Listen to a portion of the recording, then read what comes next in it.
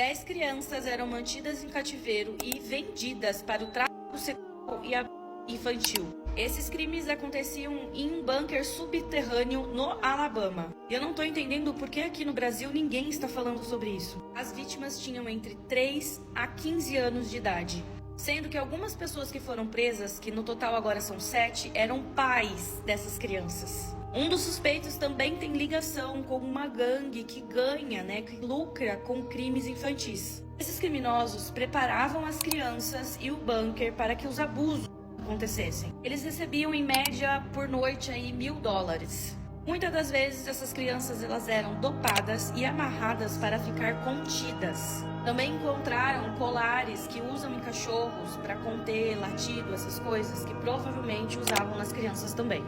E não tinha só crianças não, eles também abusavam e preparavam animais. Investigadores acreditam que essas crianças estão aí sofrendo isso desde 2022. E por conta de uma denúncia anônima, eles foram atrás desse bunker. E aí eles acharam esse lugar completamente insalubre, onde as crianças eram amarradas em cadeiras, em postes, para serem abusadas.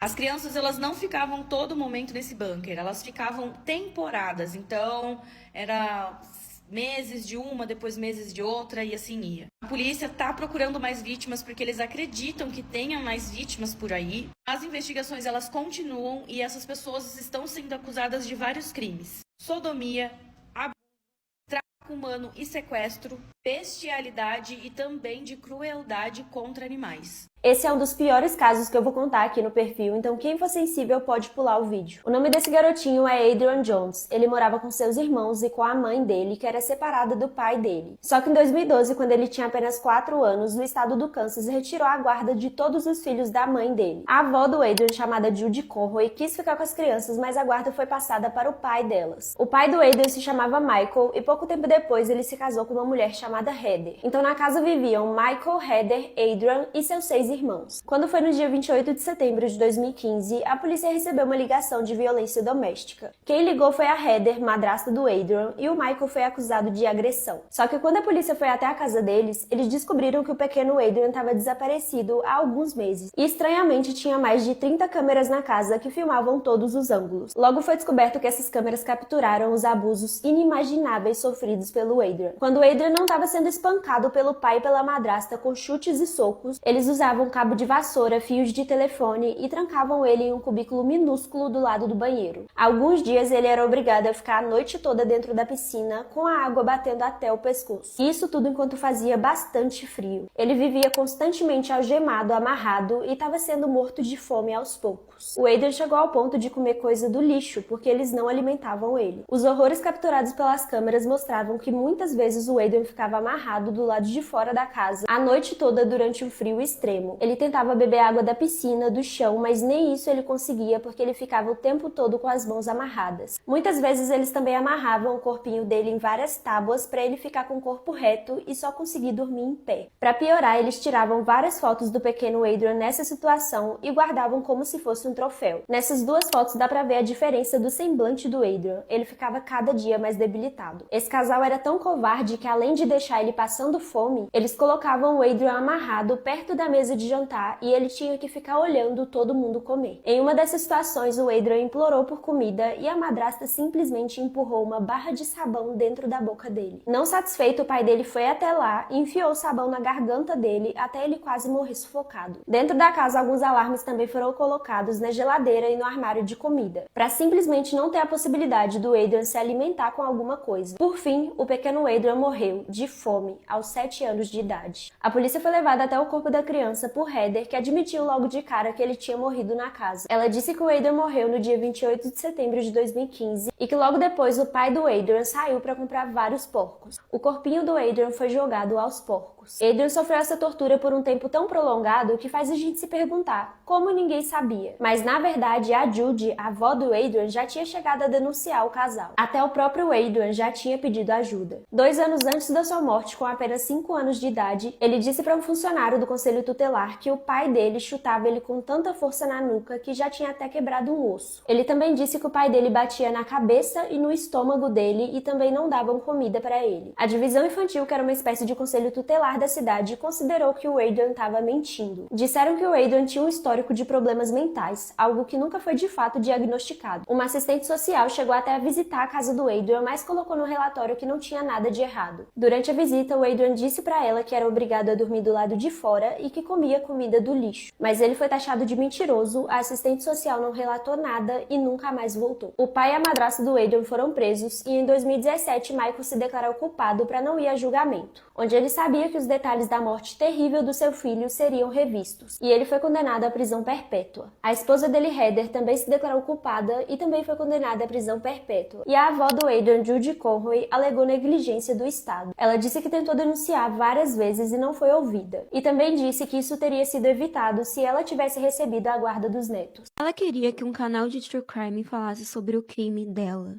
Janice administra um TikTok sobre crimes reais com mais de 150 mil seguidores. No início de julho, ela veio a público contar que uma usuária mandou uma mensagem para ela dizendo: pesquise o caso Brock, eles são meus pais. Ela disse que, do nada, no dia 20/2, alguém entrou na casa dela de madrugada, o qual estava ela e a irmã dela de 5 anos e nos pais dela. No dia seguinte, recebeu mensagem da Sarah Grace dizendo que a cobertura jornalística do crime seria um grande sucesso. A Janice começou a cobrir o caso e a Sarah estava sempre presente respondendo os comentários. Como, por exemplo, em um comentário que alguém dizia que quem é os pais da Sarah conheciam eles, ela respondeu que provavelmente sim, que conheciam eles porque eles conheciam a casa. Janice até chegou a receber um e-mail da Sarah que, segundo ela, estava revivendo o crime digitalmente, descrevendo ele. O caso aconteceu em Carrollton, Geórgia, no dia 20 de fevereiro de 2025. Começou com a família Brock, que era uma família normal, cotidiana, que tinha James como pai, que sofria graves problemas de saúde, estava esperando um transplante de coração e era conhecido como um homem bem dedicado. E a sua esposa, Cristiane, de 41 anos, também era bem vista pela cidade. Na manhã do dia 20 de fevereiro, começaram a chegar socorristas na casa da família, o que espantou os vizinhos. Os pais estavam deitados na cama com diversos tiros, ou seja, dormindo. A Sarah quem chamou o socorro e disse que foi a irmã dela mais nova que descobriu os corpos dos pais. Na casa não havia sinais de entrada forçada, nada roubado e nem sinais de luta. Como Sarah não escutou os tiros? Sarah continuou vivendo sua vida normal. O tempo foi passando, semanas, meses, e os investigadores começaram a prestar mais atenção no cotidiano da Sarah. De março, ela postou um vídeo chorando, com saudade deles, uma jovem de luto publicamente. Especialistas em psicologia criminal dizem que o luto genuíno e o luto encerrado são bem diferentes. A Sarah se mostrava como uma adolescente com saudade dos seus pais, mas ao mesmo tempo continuava a viver sua vida normalmente, como fotos na praia, se divertindo e tal.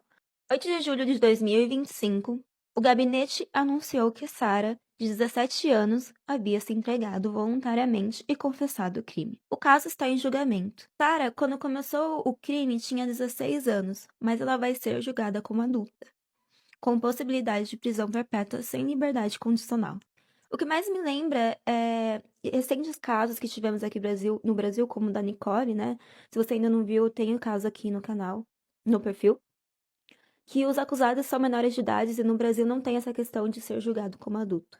A arma do crime continua sendo procurada. Casos não solucionados que eu faria de tudo para resolver. Brandon Swanson, que desapareceu em 2008 após o carro dele atolar em uma estrada rural de Minnesota. Ele ligou para os pais, disse onde estava e começou a andar em direção ao ponto de encontro deles. Do nada, ele deu um grito de tipo, ai merda, e simplesmente desapareceu. A ligação caiu e a partir daí ele nunca mais foi visto. Várias buscas foram feitas, mas ele nunca foi encontrado. Não existe corpo, pegadas ou pistas. O celular dele ainda emitiu um sinal uma hora depois dele desaparecer. E as teorias nesse caso são diversas. Muita gente acredita que ele foi abduzido, ou que ele foi para outra dimensão, ou que é realmente um caso muito bizarro, ele só sumiu do mapa. Tamla Horsford foi encontrada no quintal de uma casa morta em 2018. Isso após ela participar de uma festa com 11 mulheres brancas e 3 homens brancos, sendo ela a única mulher negra. Ela tinha participado de uma festa do pijama de mães de jogadores de um time de futebol. Ela foi encontrada morta no quintal da casa com múltiplas lesões no corpo. A polícia constatou que ela caiu da varanda da casa e que a causa da morte foi acidental, mas não faz o menor sentido. O corpo dela apresentava várias lesões contundentes de força, como se alguém tivesse batido, e ela tinha um alto nível de álcool no sangue também. Ela tinha ferimentos no rosto, no pescoço, no tórax, em várias extremidades do corpo. Quebrou o pescoço, mas também tinha cortes por todo o corpo, o que não faz o menor sentido com uma queda, né? Todas aquelas pessoas que estavam na casa com ela disseram não terem visto nada, o que também é praticamente impossível, sendo que você estava ali numa resenha, numa festa com a mulher bebendo com ela, como é que você não viu nada? E a polícia tratou o caso dela com muita negligência também, até hoje não se sabe ao certo o que aconteceu. Dawn Benet Ramsey, uma garota de 6 anos que foi encontrada morta, assassina, no porão de sua casa, e horas antes os pais dela tinham recebido um bilhete onde era exigido $118 mil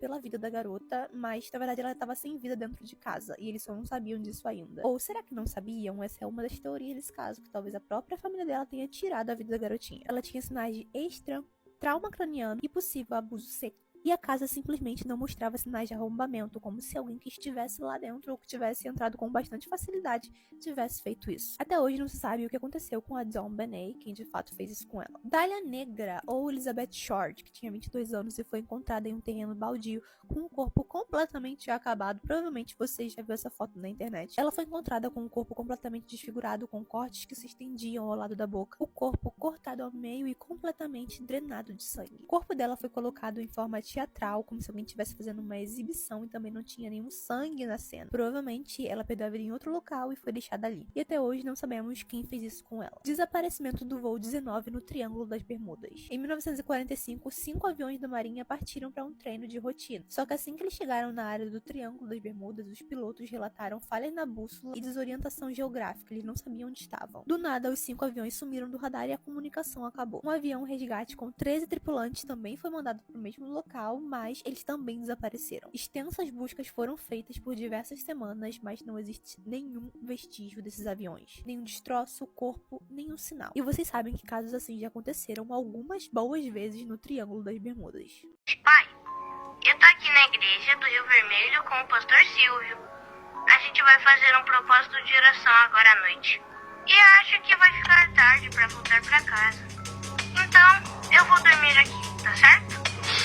Esse é um dos casos que mais me causa indignação e um dos que mais me dói que aconteceu aqui no Brasil. Esse é o caso de Lucas Vargas Terra. Ele nasceu no dia 20 de outubro de 1986, lá em Salvador, na capital da Bahia. Ele era filho de Marião Terra e José Carlos Terra. E além dele, ele tinha mais 2 irmãos. Dia 21 de março de 2001, o Lucas já tinha 14 anos de idade, quando ele ligou para o seu pai de um telefone público, dizendo que ele estava com um dos pastores da igreja que eles frequentavam, chamado Silvio Galiza. E naquela noite, como já estava muito tarde para o Lucas voltar sozinho para casa, o pastor e ele sugeriu que ele dormisse na igreja. O único problema que surgiu é que no dia seguinte, que ele já teria que ter voltado para casa, o Lucas simplesmente desapareceu. E isso já levantou um grande desespero nos seus pais. E eles logo entraram em contato com a polícia, relatando o desaparecimento para começarem as investigações sobre o garoto. E durante as investigações, uma das primeiras pessoas que foi ouvida foi o pastor, por conta de ter sido uma das últimas pessoas a ter contato com o garoto. Porém, o Silvio deu versões contraditórias da última vez que esteve com o garoto. Aí já temos uma pista. Já no dia seguinte, no dia 23 de março, o corpo de um garoto foi encontrado totalmente queimado dentro de um caixote. Esse corpo estava em um terreno baldio e foi levado para o IML para ser identificado. Porém, o exame de DNA só saiu 43 dias depois.